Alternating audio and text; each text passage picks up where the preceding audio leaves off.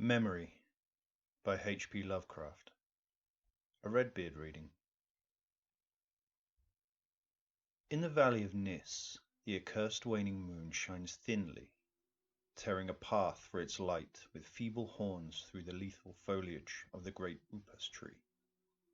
And within the depths of the valley, where the light reaches not, move forms not meet to be beheld.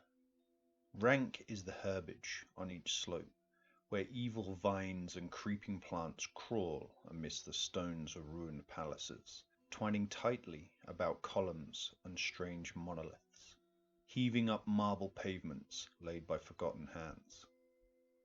And in the trees that grow gigantic in crumbling courtyards leap little apes, while in and out of deep treasure vaults writhe poisoned serpents and scaly things without a name.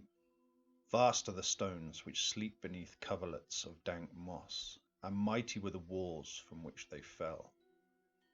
For all time did their builders erect them, and in sooth they yet serve nobly, for beneath them the grey toad makes his habitation.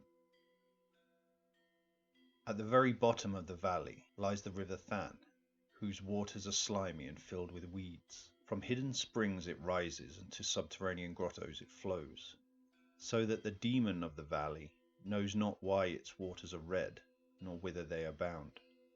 The genie that haunts the moonbeams spake to the demon of the valley, saying, "I am old and forget much. Tell me the deeds and aspect and name of those who built these things of stone." And the demon replied, "I am memory, and I am wise in the lore of the past, but I too am old. These beings were like the waters of the river Than, not to be understood. Their deeds I recall not, for they were but of the moment. Their aspect I recall dimly, for it was like that of the little apes in the trees. Their name I recall clearly, for it rhymed with that of the river.